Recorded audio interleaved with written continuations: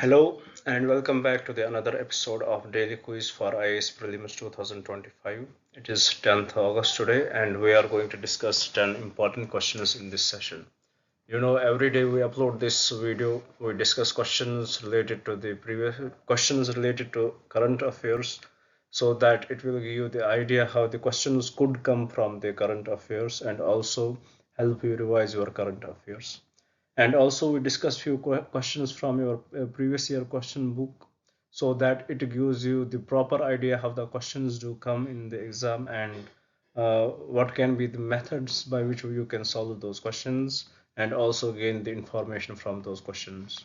you know Before we start our discussion here, I would like to request you guys, please do subscribe the channel and share it with your friends so that they may also get benefited from this initiative.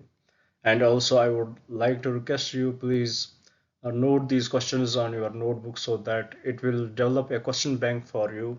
And when your exams would be near, it will help you revise your current affairs as well as develop you a habit of solving questions. It will act as a mock test for you. So, without any delay, let's look at the first question. Let's see what does it talk about. The question says which of the following statements about the population census in India are correct. It has been 3 years delay since the population census was about to happen. The last population census was done in 2011 and it was proposed to be done in 2021, but unfortunately due to some uneven circumstances it was not the government was not able to do it. So with respect to that, we have a question here. The first statement: the census of India is conducted every 10 years and is overseen by the Office of the Registrar General and Census Commissioner of India. This is 100% correct. Nothing is wrong with this statement. So statement 1 is correct. Statement 2: the 2021 census was scheduled to take place but was postponed due to the COVID-19 pandemic. 100% correct. And also got postponed due to the elections which were held this year. Statement 3: the census data is used to determine the allocation of seats in the Lok Sabha as well as for the distribution of central resources to states and union territories. 100% correct. Statement 4: the census provides data on a variety of demographic indicators including population density, literacy rates and migration patterns. This statement is also correct. So in the question number 1, all the statements are correct, so the correct option would be option C. Now, moving forward to the another question, it is about the BPOL regime.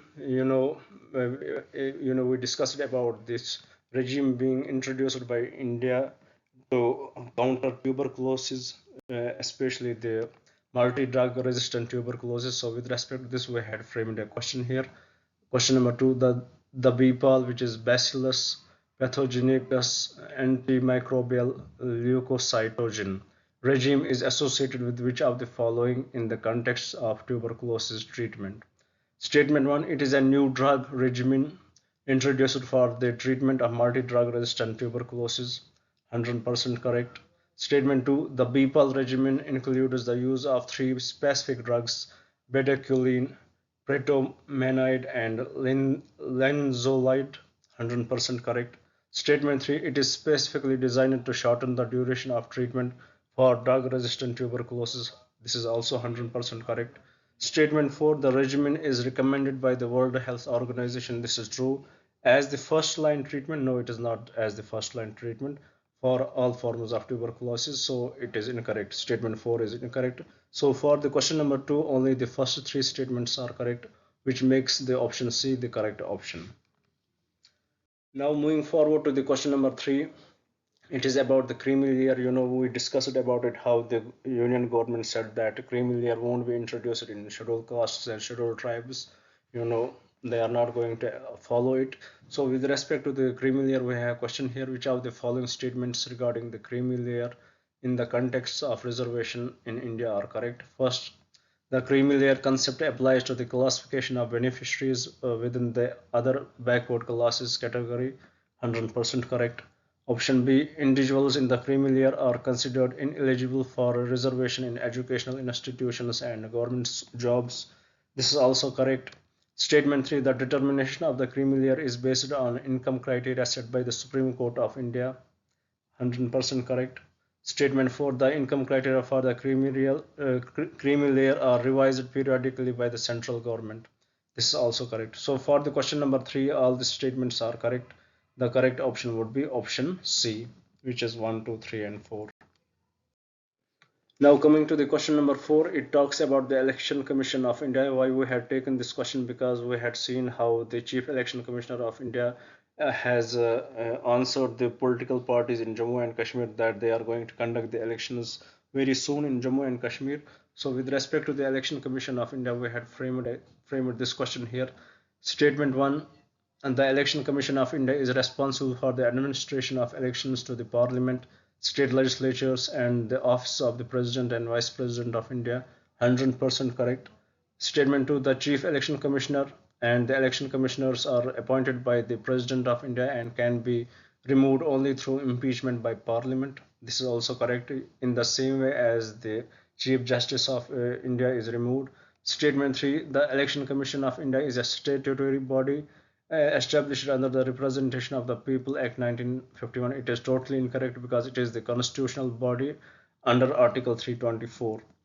Statement 4, the Election Commission has the authority to supervise, direct, and control the entire process of elections in India, including the preparation of electoral rolls. This is also correct. So for the question number 4, the correct statements are statement 1, statement 2, and statement 4, which makes the option C the correct option for the question number 4.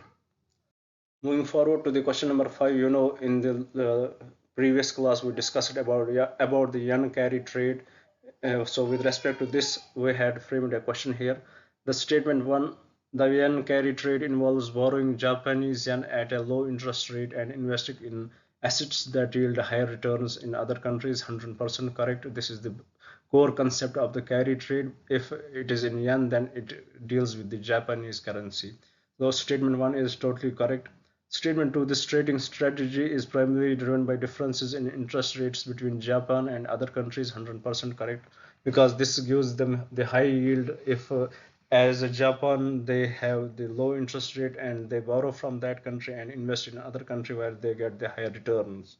Statement 3, the yen carry trade is typically executed by retail investors rather than institutional investors. This is totally incorrect. In fact, it is executed by the institutional investors rather than retail investors due to its complexity. Statement 4, a significant approach of the Japanese yen can lead to losses for those engaged in yen carry trade. A significant appreciation. 100% correct. So for the question number 5, statement 1, statement 2, and statement 4 are correct. So which makes the option B the correct option for the question number 5. Now towards the previous year questions, we are about to complete our medieval India today. From tomorrow we will take up the modern India.